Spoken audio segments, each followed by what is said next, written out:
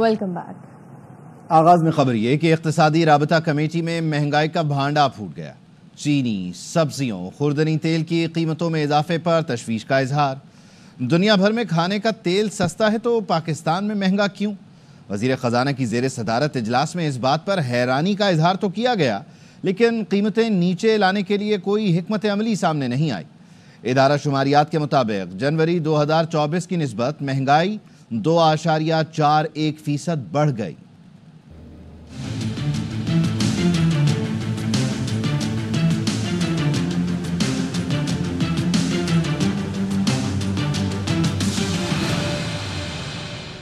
عالمی منڈیوں میں سستا مگر پاکستان میں مہنگا، الٹی گنگا بہنا اسی کو کہتے ہیں۔ جی ہاں، پاکستان میں کھانے کا تیل مہنگا ہو گیا، مگر خوردنی تیل کی قیمتیں تو عالمی منڈی میں گراوٹ کا شکار ہیں۔ کابینہ کی اقتصادی رابطہ کمیٹی حیران رہ گئی۔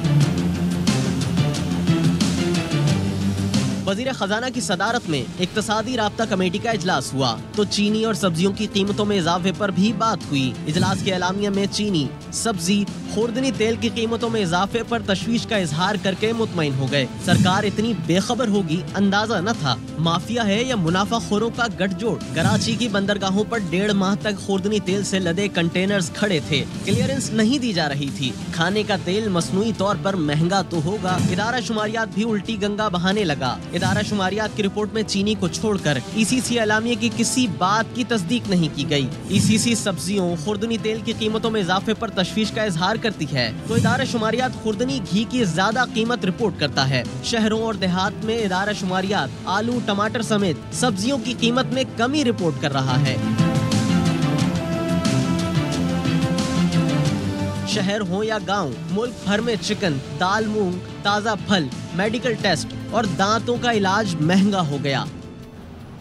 کسٹمز فیس لیس نظام کا تنازع، ملک بھر میں امپورٹ اور ایکسپورٹ کا کام بند ہونے کا خدشہ۔ پاکستان کسٹمز ایجنٹس ایسوسی ایشن نے مذاکرات کی ناکامی کی صورت میں کام بند کرنے کی دھمکی دے ڈالی۔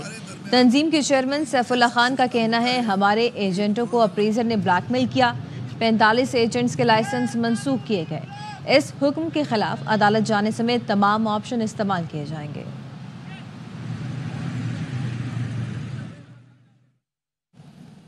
لاہور ہائی کورٹ سے اسلام آباد ہائی کورٹ ٹرانسفر ہونے والے جج جسٹس سرفراز ڈوگر نے چارج سنبھالتے ہی مقدمے سننا شروع کر دیے۔ اسلام آباد ہائی کورٹ کی انتظامی کمیٹی تبدیل، چیف جسٹس عامر فاروق چیئرمین مقرر، ججوں کی سینیورٹی لسٹ بھی تبدیل ہو گئی۔ اسلام آباد ہائی کورٹ میں ججوں کے تبادلے کے خلاف وکیلوں نے ہڑتال کی۔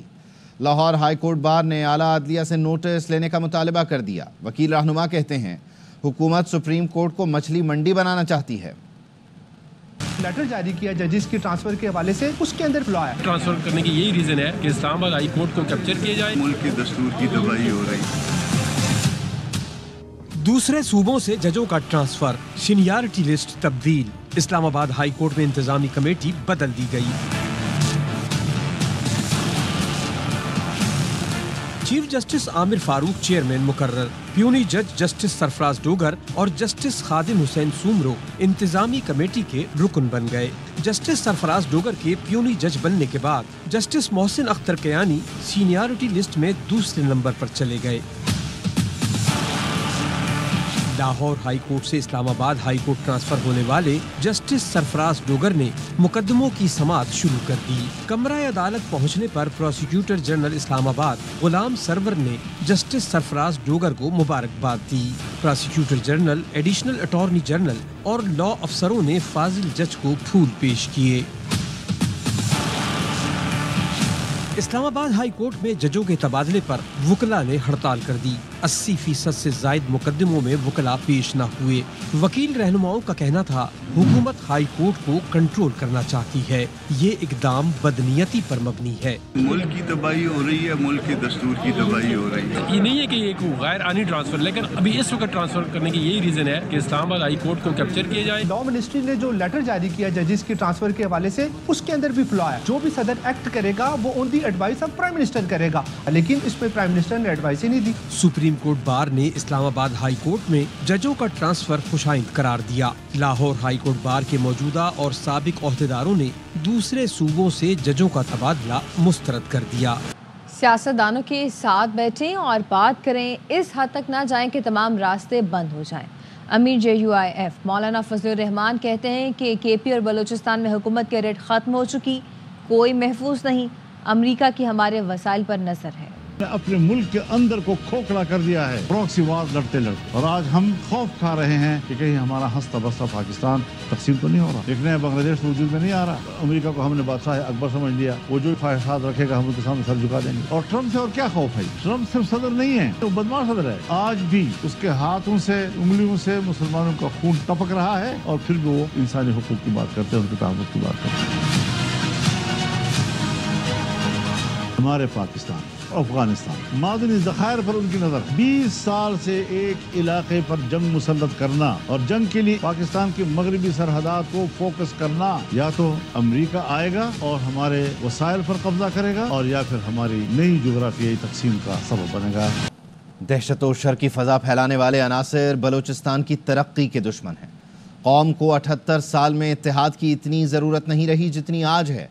وزیر اعظم شہباز شریف نے امن و امان سے متعلق اجلاس میں زور دیا کہ وقت آ گیا ہے، سب مل کر دہشت گردی کے خاتمے میں کردار ادا کریں، سیاست بھی ہوتی رہے گی۔ وزیر اعظم نے قلات کے زخمیوں سے بھی ملاقات کی۔ پاکستان کے اندر دوبارہ ایک لہر آئی ہے دہشت گردی کی۔ 78 سال میں قوم کو جتنی آج اتحاد اور اتفاق کی جتنی ضرورت آج تھی، شاید پہلے کبھی نہیں تھی۔ ہماری فوج پاکستان کے افسروں، جوانوں اور سپہ سالار کی لیڈرشپ میں پاکستان اور بلوچستان اور KP کے امن کا گہوارہ بنیں گے۔ تفرقے کا وقت نہیں ہے، یہ سیاست کا وقت نہیں ہے۔ قوم کے اوپر جو ایک بڑا چیلنج ہے، اس کا مقابلہ کر لیں، ملک میں امن قائم کر لیں، تو پھر سیاست بھی ہوگی، سیاسی میدان سجیں گے۔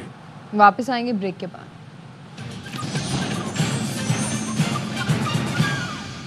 Welcome back. ملتان میں لڑکی سے زیادتی کرنے والا جعلی پیر گرفتار۔ پنجاب ویمن پروٹیکشن اتھارٹی کی چیئرپرسن حنا پرویز بٹ نے بتایا، فالج کے مریض کے علاج کے لیے آئے جعلی پیر نے بیمار شخص کی بیٹی سے زیادتی کی۔ جھنگ میں 2.5 سال کی بچی سے 3 افراد نے زیادتی کی۔ زیادتی کے ایک ملزم نے ضمانت حاصل کر لی تھی۔ وزیر اعلیٰ پنجاب مریم نواز کے نوٹس پر حنا پرویز بٹ کل متاثرہ خاندان سے ملنے جھنگ جائیں گی۔ پرسوں بچی کے والد کو فالج تھا، اس نے بندے کو بلایا جو ایک جعلی پیر تھا کہ میرے والد پہ دم کر دو، اور اس نے اس بچی کے بھائی کو کوئی دوائی لینے بھیجا تو اس پیر نے اس بچی کے اوپر اٹیک کیا۔ چھوٹی سی بچی ہے، اس کا MLC ہو گیا، DNA چلا گیا اور کنفرم ہو گیا۔ وہ پیر جو ہے وہ فوری CPO صاحب ان کی ٹیم نے گرفتار کیا۔ کل میں نے جھنگ جانا ہے، وہاں جھنگ میں 2.5 سال کی بچی، اس پہ 3 لوگوں نے اس کے ساتھ یہ ریپ کرنے کی کوشش کی۔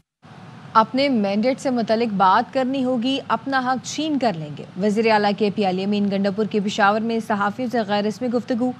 کہا، ہمارے آنے سے پہلے امن و امان کی صورتحال خراب تھی، بقایا جات کا انبار تھا، ہم نے ریونیو میں 49% اضافہ کیا۔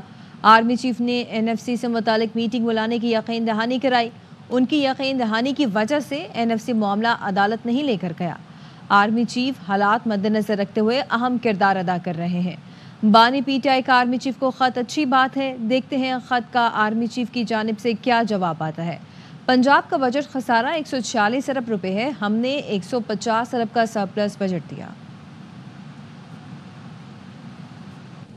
کرکٹ کے دیوانے تیار، چیمپئنز ٹرافی کا سب سے بڑا مقابلہ ہوگا شاندار۔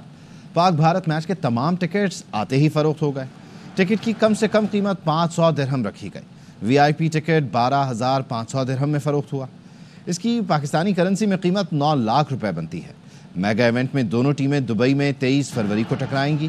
UAE میں چیمپئنز ٹرافی کے فائنل سمیت 4 میچ شیڈیول ہیں۔ ایونٹ کے فائنل میں بھارت نہ پہنچا تو مارکا لاہور میں ہوگا۔ یہاں وقت ہے بریک کا۔ Welcome back.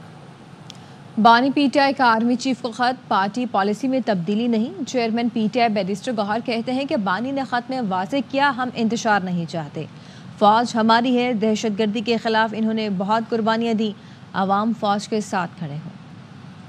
صاحب کا ایک open letter policy shift Pakistan Tehreek Insaf کے نہیں ہے، لیکن خان صاحب نے جو لیٹر لکھا ہے وہ یہی کہہ رہے ہیں کہ میں سابق وزیر اعظم کی حیثیت سے اور پاکستان تحریک انصاف جو اس وقت ملک کی سب سے بڑی پولیٹیکل پارٹی ہے اس کے ناطے میں کوئی چیزیں فوج کے سالار کے سامنے میں یاد دہانی کرانا چاہتا ہوں. اور خان صاحب نے یہی کہا جس طریقے سے الیکشن ہو گئے، جس طریقے سے 26ویں ترمیم پاس ہوا، جس طریقے سے 26ویں ترمیم امپلیمنٹ ہو رہا ہے، جس طریقے سے پیکا ایکٹ پاس ہو گیا، جس طریقے پرنٹ الیکٹرانک میڈیا کے بعد سوشل میڈیا ٹارگٹ ہو رہا ہے، تو اسی صورتحال کے پیش نظر خان صاحب نے لیٹر لکھا ہے. آج بھی خان صاحب نے کہا ہم انتشار نہیں چاہتے ہیں، فوج ہماری ہے، ملک ہمارا ہے، یہ خان صاحب کا ہمیشہ کہتے چلے.